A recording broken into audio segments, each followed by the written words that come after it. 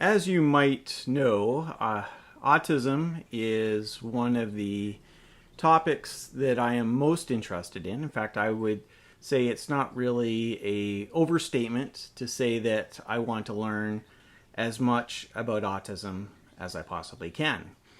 And so I try to read books on autism. And really, when it comes to books on autism, it's a mixed bag. There's a lot of good stuff and a lot of not so good stuff. And the book that I most recently read is this, The Politics of Autism by Bryan Siegel. Now, I was somewhat familiar with Dr. Siegel because one of the first books that I read when my son was diagnosed with autism about 20 years ago was this book, The World of the Autistic Child. And I found it to be very helpful. At the time, I enjoyed it. I think I've read it twice, but it's been a while. And once you hear my review of this book, I might need to go back and reread.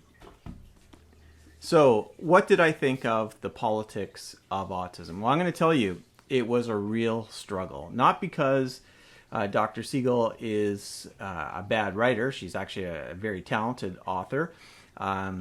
She knows how to write. She knows how to communicate. And so that was not the problem. It really was the content of her book. And the issue is that she looks at autism in a way that is completely foreign to the way I understand autism and the way many people who are advocates for autistic individuals see autism. So one of the things that she is saying here, in fact, I would say it's foundational to this book, is that autism is a bad thing.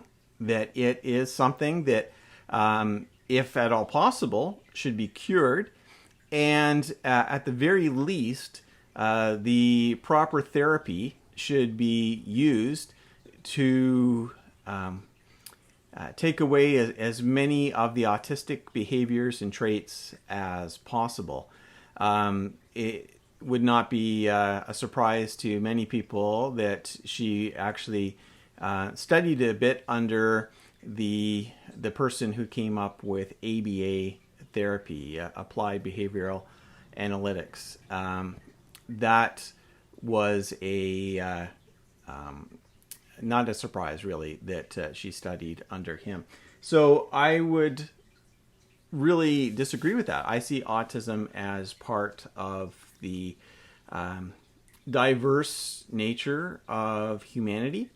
That neurodiversity is something to be celebrated. That yes, there are some things that go along with autism that can be difficult, and I understand that. Having raised two children who are significantly impacted by autism, I understand that, and I would want them to get as much help as possible, and I still hope that they get as much help as possible, even though they're now in their 20s. And so, in fact, Dr. Siegel addresses the fact that within the advocacy world, that autism is celebrated and seen as a good thing. And she takes issue with that. She actually aims at that position and says that people like myself are just simply wrong.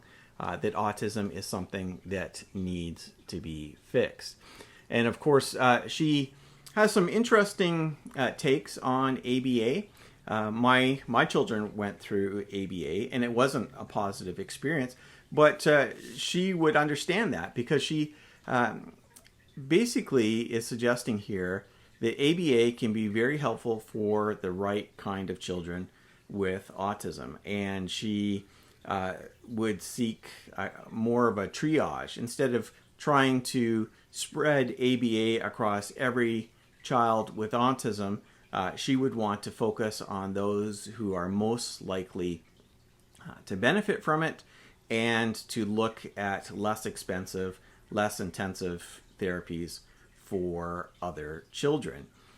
And there is some logic in that. I can understand that, except for I have some problems with ABA, and that's perhaps a topic for another video. But this is one of the things that I was struggling with when I was reading through this book.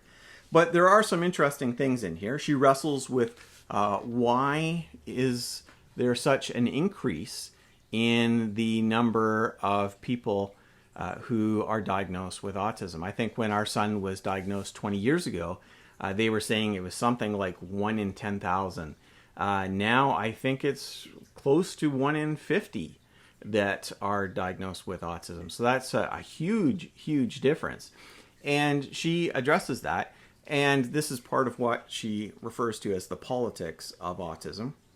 And she suggests that there are a lot of people who are getting autism diagnoses that are not necessarily people with autism. They may have some autistic traits, but they don't really have autism. And that what's happening is that physicians or other specialists are giving diagnoses of autism because that is the key that opens up doors to needed therapies that the children probably will benefit from. It really opens up a lot of doors. There is truth to that if you have a diagnosis with autism, that opens up a lot more doors than some other diagnosis that maybe is not as trendy right now. And so there is some truth to that, but I actually don't think that that's why there is such an increase in the diagnoses. I actually think it's because we're understanding autism more. And that's where I would disagree with the author here, where she thinks a lot of the cases that are coming forward are not actually autism. I think that she's wrong there. And she takes issues with people who were once considered high-functioning people with autism. There was a diagnosis of Asperger's syndrome. And she addresses Asperger's and really doubts that a lot of those people really have Asperger's or really have a form of autism, that they're just quirky people with bad social skills, but that is not real autism. And I disagree pretty strongly with her on that as well. Now, that's not to say I disagree with everything that she says there. She does take a look at some things that are very important. That would include looking at vaccines and autism. It's interesting. I think this was written before the COVID-19 pandemic. It would be interesting to see how she might connect attitudes towards vaccines after COVID and how that might affect things. But she takes us through the whole story of how it was first believed that vaccines were causing autism, the work of Andrew Wakefield, which has been completely discredited, at least by those in the accepted field. There still are people who believe Wakefield's claims that autism is caused by vaccine injuries, but that is not accepted within scholarship at all. There's no research to demonstrate that. In fact, research shows that it has no effect on autism.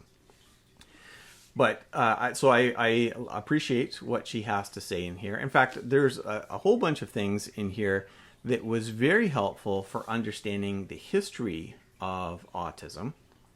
And as much as I disagreed with some of her conclusions, I feel like I understand how autism has been looked at from, say, a number of decades ago, maybe in the 70s and 80s, compared to what it is looked at and examined today. So I feel like I have more knowledge, and so in that way it was worth me reading this book, but I did not enjoy it. And if you're a person with autism, you probably will not like this book. And if you are an advocate for autism and neurodiversity, you probably will not like this book. But if you're seeking to have more knowledge about autism, you might learn something from it. So I'm going to include a link, an Amazon affiliate link. If you do want to buy this, buy it. But just be warned that there is there's a lot of triggering information in here that is going to be a struggle. And I found it actually affected my mental health. So I'm going to give that warning. But there is some helpful information in here. If you're looking for a better book, I would definitely encourage you to read Uniquely Human by Barry Present, who I also recorded a video about his book. And what he shares in his book is almost completely opposite of what's found in the Politics of Autism. And so I would say it is a much better book to be reading. But if you're looking for a comprehensive history of how autism has been looked at, then you may find Politics of Autism to be helpful in that way. I hope that you check out the product links, and I appreciate you watching the video.